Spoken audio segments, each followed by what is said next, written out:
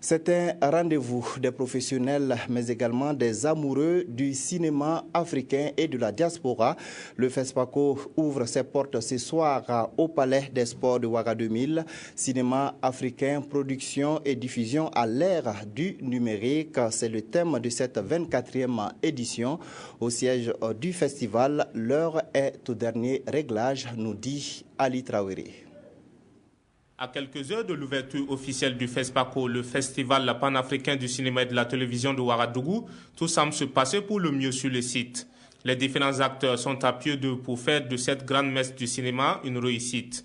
Des salles de ciné en passant par les stands jusqu'à la gastronomie, tout va bien selon les organisateurs. Des coups de fil par-ci, des échanges par-là pour s'assurer des derniers réglages et tout se passe sous l'œil vigilant des forces de défense et de sécurité. Toutes les stands sont occupés.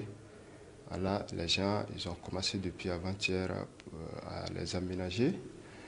Voilà. Après ça, nous avons la projection à la carte. Ça aussi, c'est une sous-commission. Et là, les projections à la carte vont se dérouler dans le pavillon de la créativité. Voilà.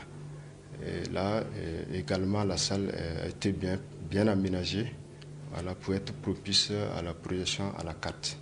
Je veux particulièrement dire que j'ai vu ce matin au télé qu'on a annoncé qu'on va projeter le film Timbuktu, que je trouve une très bonne décision. C'est courageux et je pense que c'est nécessaire de ne pas plier devant les gens qui pensent de ne pas projeter ce film. Véritable cadre de promotion de films africains, le FESPACO est également un cadre de rencontre et d'affaires. Dans un contexte de transition au Burkina, et malgré la menace de la fièvre hémorragique Ebola, l'affluence est de mise. Burkina Faso, on n'a jamais échoué à ce qu'on veut et tout ce qu'on prie Dieu pour faire, ça exauce. Donc je vois qu'il y a pas mal de mouvements, il y a pas mal de gens qui bougent. On attend demain et puis d'ici fin de la semaine pour savoir vraiment comment ça va se terminer. On va pouvoir participer à cette cérémonie et on se réjouit de voir ça. Parce que c'est une grande fête culturelle, il y a tout le monde qui sont là, à l'international, tout ça. Je trouve que c'est très bien. Pour cette 24e édition du FESPACO, l'honneur est au numérique.